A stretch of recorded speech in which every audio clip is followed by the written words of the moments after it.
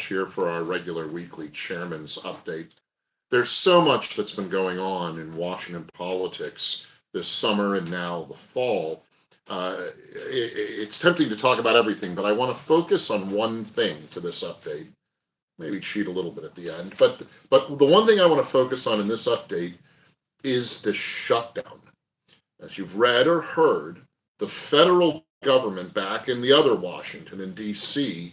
has had one of their periodic shutdowns. That means the federal government mostly is closing up, slowing down its operations. Now, these shutdowns come with a lot of political theater attached to them, and you see the different politicians out there saying ridiculous things. But let's back up and talk about exactly what a federal government shutdown means. The real reason that we every few years hear about and have to deal with these short-term temporary shutdowns is the federal government hasn't been passing proper budgets in nearly 20 years. What's been going on back in D.C. in that time is Congress keeps using these temporary spending plans, spending bills, that they call CRs, continuing resolutions. And the federal government has been running on continuing resolutions pretty much since the early 2000s. This is not good government.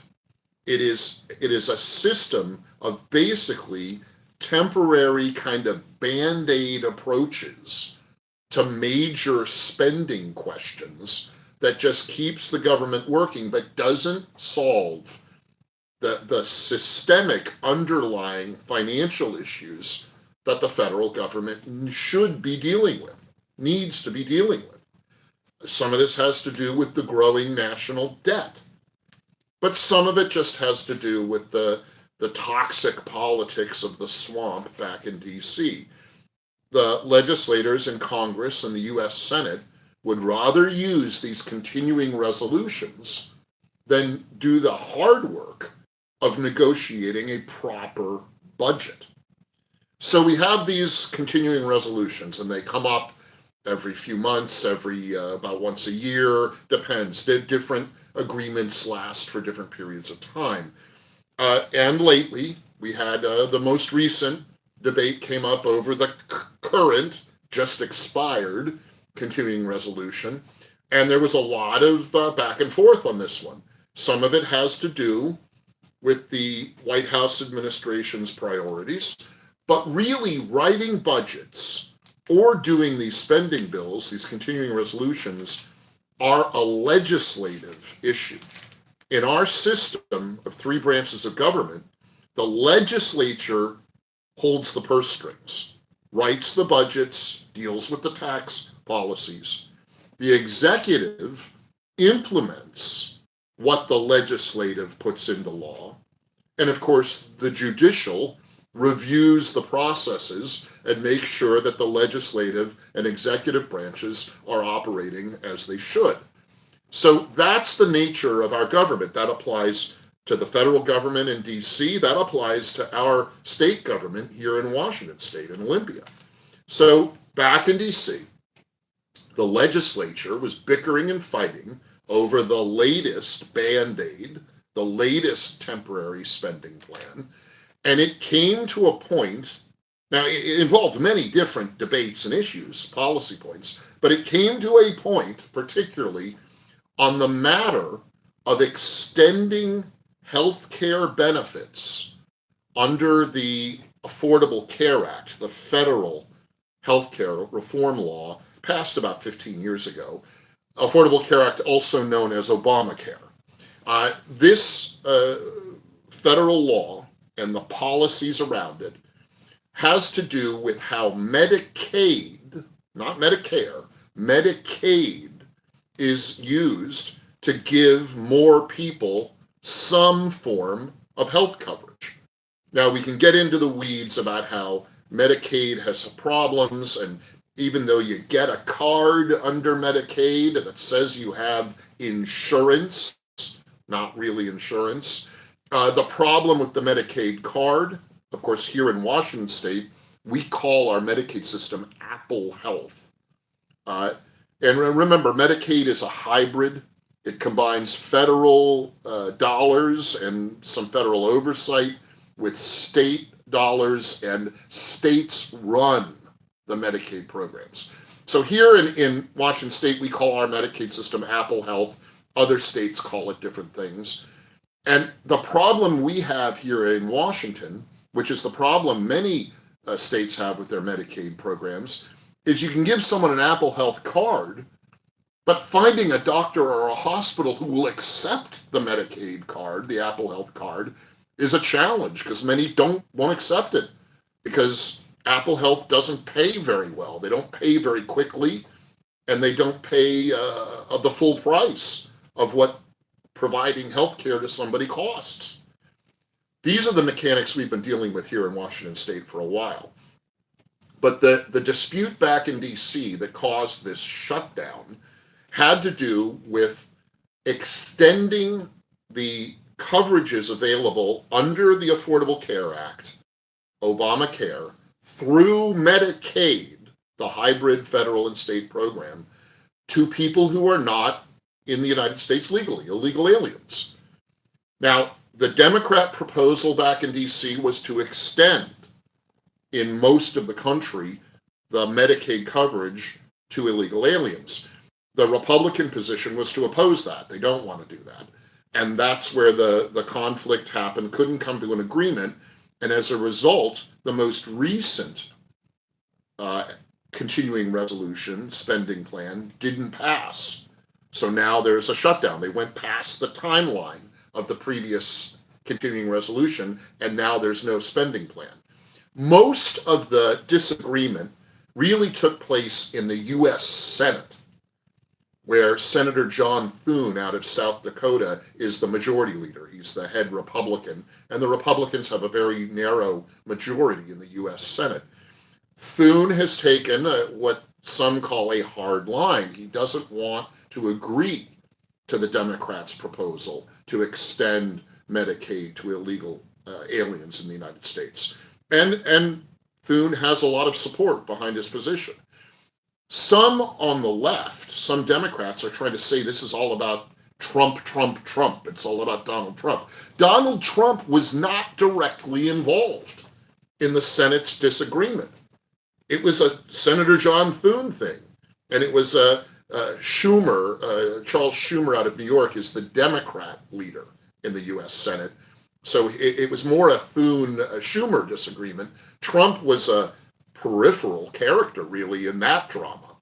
And I should say, at least one of our two U.S. senators from our state, from Washington, Patty Murray, has sort of insinuated herself into this disagreement, although she also is not a prime player in it. But Murray has released a bunch of really ridiculous press releases claiming that people are going to die. They're going to die if there's no agreement, and it really is just silly stuff. But what's happening right now in D.C. is the members of Congress, and particularly the members of the U.S. Senate, are trying to find some space of agreement where they can pass a continuing resolution, get the spending back up and going, and resolve this disagreement. I don't think John Thune, the Republican leader in the U.S. Senate, is going to yield on the matter of extending Medicaid to illegal aliens, so the Democrats are going to have to find something else that they want to make a deal on, because I don't think that's going to fly. Now, there's been a lot of questions that I've had the last few days about how this plays out in Washington. Washington is a different case. We've been offering Apple Health to illegal aliens for years. Almost a decade ago, really more than a decade ago, Washington was given a special waiver under the Affordable Care Act to experiment with offering Medicaid coverage to illegal aliens and anybody who applied for it. So Washington has been doing this for years. It's not really a new issue here. In fact, here in Washington, we on the conservative side of policy actually want to rein that in. We want to stop offering Medicaid coverage to illegal aliens and focus on citizens and legal immigrants here in Washington state. But again, that's another matter. The DC fight is over extending what's already happening in Washington state to the other states that didn't get the waiver and don't currently offer Medicaid to illegal aliens. So we're already screwing it up that way. The Democrats want the rest of the country to screw it up, and the Republicans in DC are saying no. That is the nature, a simplified version of the nature of what's going on with this shutdown. Now, the governor here, he's actually on vacation, but his staff is also, like Patty Murray, is doing a bunch of press releases that are saying nonsense about this shutdown. The governor's office has made this kind of hysterical press release about how Trump is damaging the people of Washington. The truth is, if you work for the federal government, you aren't going to get your next paycheck on time.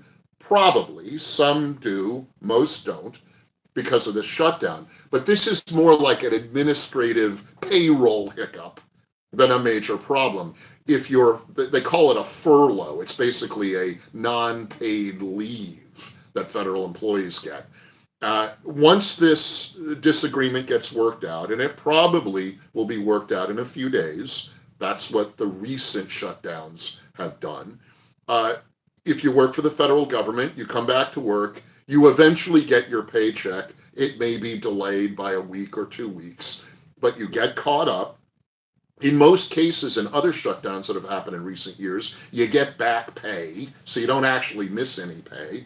And most of the federal employees I talk to here in Washington state understand that this is sort of a risk of having a federal government job, that there's always a small chance one of these shutdowns happen and you got to deal with it. And it's not easy. It's a hardship. You budget your household and now you got to wait a couple of weeks for your paycheck.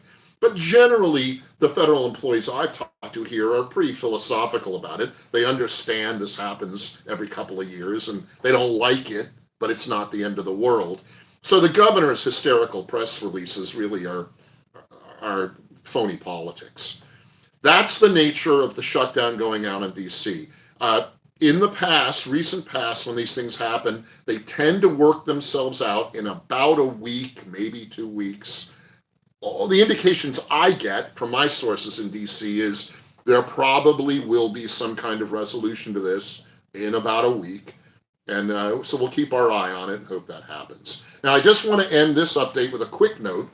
As you know, you've probably heard or read, the National Guard was deployed down in Portland, Oregon, across the Columbia River from us, to put down some violence that was going on with Antifa and Antifa-related protesters attacking the federal ICE building, the facility down there in Portland. A lot of heartburn now going on up here is Washington next? Will the federal government deploy National Guard units here in Washington to put down violence? Well, at the moment, there's no analogous violence to what was going on across the river in Oregon. But if something were to spring up like that, if there were to be some violent outbreak this fall, what the federal government has shown is it is more inclined to send in the National Guard than it's been in recent years. So it's a possibility. But at the moment, I don't think there's a real steep likelihood this will happen on our side of the river. But keep your eye out for protests that turn violent against ICE or other federal agencies. If that happens, we may see the National Guard here in Washington state. That's it for now. A little bit in the weeds on the shutdown, but a lot going on. I'll keep you posted in the next update about where they are in DC. Until then, stay strong and be well.